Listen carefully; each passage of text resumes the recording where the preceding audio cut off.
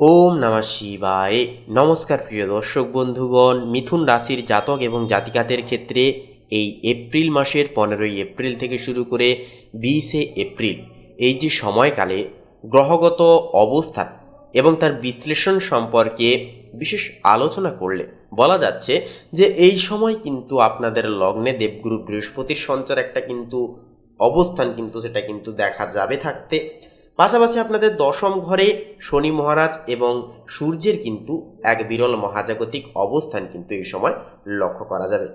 এছাড়াও আপনাদের ভাগ্যের ঘরে কিন্তু অবস্থান করছে বুধ, মঙ্গল এবং রাহু।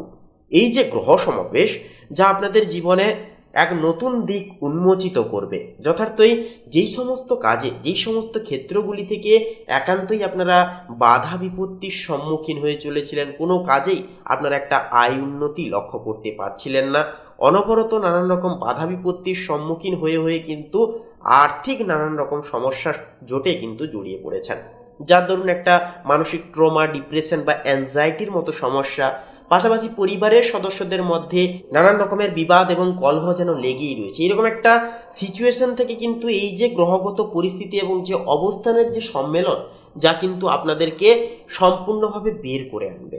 তো বন্ধুরা, এই সময়টা ভীষণই গুরুত্বপূর্ণ। এই সময়কালে যতটা আপনারা পজিটিভলি ইন্টেন্সিটি রেখে আপনারা জীবনে এগোতে পারবেন, যতটাই আপনারা কর্মে মনোযোগ ধরে সঠিক পদ্ধতিতে করতে পারবেন, ততটাই কিন্তু আপনারা যথেষ্ট ডেভেলপমেন্ট করতে পারবেন। পরিবর্তনগুলি আপনারা গ্রহ নক্ষত্রের সাপোর্টের দরুন কিন্তু পেয়ে যেতে পারবেন জীবনে। তো বন্ধুরা, আপনাদেরকে বলি, আপনারা কোন কোন বিষয়বস্তু থেকে কোন কোন বিষয়গুলি ভিত্তি করবেন, পর্যবেক্ষণ করবেন, কোন কোন নিয়মগুলি এই সময় মানলে পরে একটুকু লাভের মুখ পরিদর্শন করতে পারবেন, ঝগড়া, বিবাদ, অশান্তি, এই সমস্ত সমস্যা কিভাবে দূর হবে, কোন গ্রহের অবস্থান কোথায় থাকছে এবং এর ফলাফল কেমন কি হবে, তা সম্পূর্ণ বিস্তারিত আজকের এই আপডেটে আমরা আলোচনা করব। আপনাদের উদ্দেশ্যে বলি, অবশ্যই আজকের এই পর্বটি শুরু থেকে শেষ পর্যন্ত সম্পূর্ণভাবে অবশ্যই দেখুন। সম্পূর্ণভাবে আপডেটটি দেখে বন্ধুরা ভালো লাগলে একটি লাইক দিয়ে কমেন্টে শ্রদ্ধা এবং ভক্তি সহকারে অবশ্যই আপনারা লিখে জানাতে ভুলবেন না। ওম নমঃ শিবায়, হর হর মহাদেব, জয় দেবাদিদেব মহাদেবের জয় অবশ্যই লিখে যাবেন। এছাড়াও বন্ধুরা, আমাদের এই ভাগ্য বিচার চ্যানেলটিকে সাবস্ক্রাইব করে পাশে থাকতে ভুলবেন না। তো চলুন আজকের এই পর্বটি শুরু করা যাক। তো দেখুন, পারিবারিক জীবনের ক্ষেত্রে এই যে সময়টি মিথুন রাশির জন্য অত্যন্তই ইতিবাচক পরিবর্তন কিন্তু আনবে। লগ্নে যেহেতু দেবগুরু বৃহস্পতির শুভদৃষ্টি বা প্রভাব থাকছে, যার কারণে পরিবারের বড়দের সাথে আপনার সুসম্পর্ক অনেকটাই কিন্তু বজায় থাকবে এবং বাড়িতে এক ধরনের আধ্যাত্মিক বা মাঙ্গলিক একটা পরিবেশ কিন্তু বিরাজ করবে এই সময়। একাদশস্থ উচ্চস্থ শুক্রের প্রভাবে বন্ধুদের মাধ্যম বা সামাজিক যোগাযোগের মাধ্যমে আপনি বিশেষ কোনো সুযোগ সুবিধা অবিনশ্বর কিন্তু জীবন সাধিত্যে আপনারা পেয়ে যাবেন। তবে নবমস্থ রাহু ও মঙ্গলের প্রভাবে বাবার সাথে কোনো বিষয়ে সামান্য মতভেদ একটা সৃষ্টি হতে পারে। তাই আলোচনার সময় বলবো শান্ত থাকা জরুরি। যে কোনো কথাবার্তার ক্ষেত্রে, যে কোনো পারিবারিক আলোচনার ক্ষেত্রে অবশ্যই বলবো নিজেদের কাম, ক্রোধ এবং লোভ, এই তিনটি জিনিসকে যতটা পারবেন কন্ট্রোলে রাখুন এবং মনকে একান্তই বলবো নিজেদের আয়ত্তে, নিজেদের নিয়ন্ত্রণে অবশ্যই রাখার চেষ্টা করুন। মনকে মনের মতন ছাড়বেন না অবশ্যই, তা না পারলে অবশ্যই প্রত্যেক দিন সকালে মেডিটেশন করুন।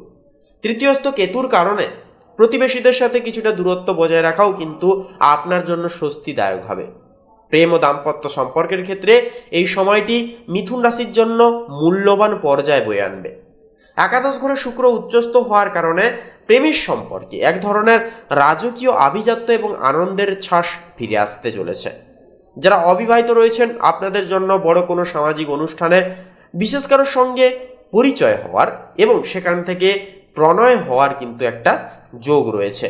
বিবাহিত জাতক জাতিকাদের জন্য জীবনসঙ্গীর ক্যারিয়ারে বড় কোনো সাফল্য আসতে পারে।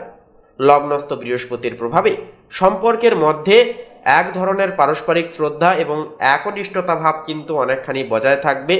এছাড়াও কর্মজীবনে আপনি এই সপ্তাহে এক অপ্রতিদ্বন্দ্বী নেতৃত্ব দান হিসেবে কিন্তু নিজেকে প্রমাণ করে তুলতে পারবেন।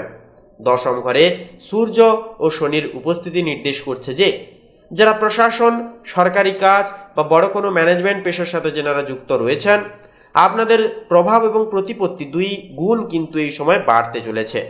পাশাপাশি ঊর্ধ্বতর কর্তৃপক্ষের বা কর্মকর্তাদের কাছ থেকে কিন্তু আপনি বিশেষ কোনো দায়িত্ব বা পদোন্নতির খবরও কিন্তু পেয়ে যেতে পারবেন যথাক্রমে। পাশাপাশি নবম ঘরে থাকা শক্তিশালী গ্রহপুঞ্জ নির্দেশ করছে যে যারা গবেষণা, আইন বা উচ্চশিক্ষার পেশার সাথে যেনারা যুক্ত, আপনারা বড় কোনো মাইলফলক এই সময় কিন্তু স্পর্শ করতে পারবেন।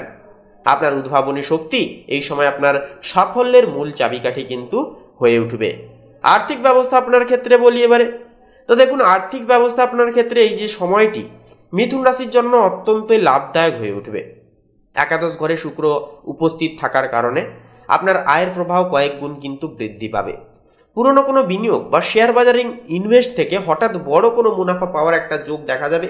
লগ্নস্থ বৃহস্পতির প্রভাবে আপনার সঠিক সিদ্ধান্ত নেওয়ার ক্ষমতা আর্থিক ক্ষতি থেকে আপনাকে সুরক্ষা কবচ প্রদান করবে। দশমস্থ শনি ও সূর্যের বিরল প্রভাবে দীর্ঘমেয়াদী বিনিয়োগের জন্য এই সময়টি অত্যন্তই শুভ জাগতিক হয়ে উঠবে। সঞ্চয়ের গ্রাফ এই সপ্তাহে দ্রুত ঊর্ধ্বমুখী হয়ে উঠবে। শারীরিক এবং মানসিক স্বাস্থ্যের ক্ষেত্রে কথা বলতে গেলে, তো দেখুন শারীরিক স্বাস্থ্যের ক্ষেত্রে কথা বলতে গেলে এই সময় আপনার উরু, লিভার এবং রক্তচাপের প্রতি বিশেষ নজর দিয়ে চলতে হবে। নবম ঘরে তেজস্বী গ্রহের প্রভাবে শারীরিক তাপমাত্রা বৃদ্ধি এবং স্নায়বিক অস্থিরতা ভাব একটা কিন্তু দেখা যেতে পারে এই সময়।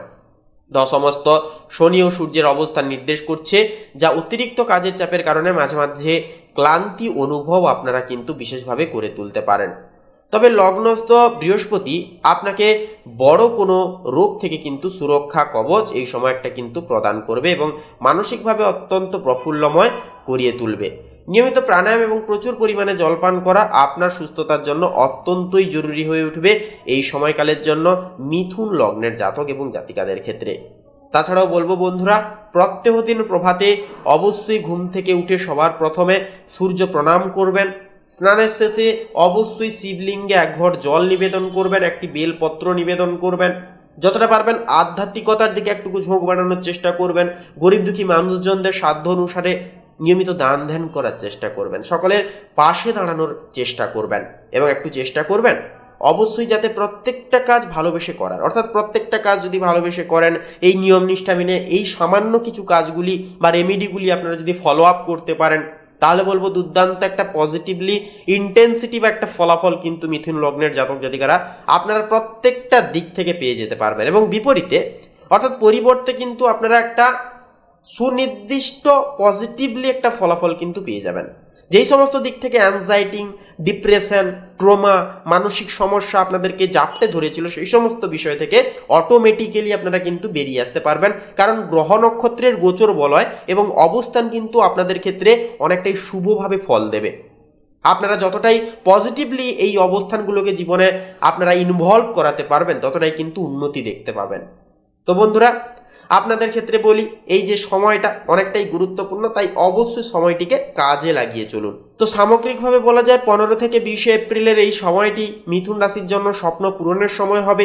নবম ঘরে শক্তিশালী গ্রহপুঞ্জ আপনাকে দিশা দেখাবে নতুনভাবে এবং একাদশস্থ উচ্চস্থ শুক্র আপনার জীবনে সুখ ও প্রাচুর্যতা অনেকখানি কিন্তু বৃদ্ধি করে তুলবে। লগ্নস্থ বৃহস্পতির আশীর্বাদে আপনার ব্যক্তিত্বে এক নতুন মাত্রা একান্তই কিন্তু যোগ হবে। এই সপ্তাহে আপনার প্রধান চালিকা শক্তি হবে আপনার সঠিক সময় সঠিক সিদ্ধান্ত নেওয়ার ক্ষমতা। তো বন্ধুরা, আজকের এই পর্বটি এই পর্যন্ত। পর্বটি কেমন লাগলো বা এই বিষয় নিয়ে যদি সম্পূর্ণ দেখে কোনো প্রশ্ন থেকে থাকে অবশ্যই কমেন্ট করে লিখে জানাতে ভুলবেন না। তাছাড়া বন্ধুরা, আমাদের এই ভাগ্যবিচার চ্যানেলটিকে বলবো অবশ্যই সাবস্ক্রাইব করে পাশে অবশ্যই সবসময় সদৈব আপনারা থাকবেন। আপনারা ভালো থাকুন, সুস্থ থাকুন, সর্বদা সচেতন থাকুন।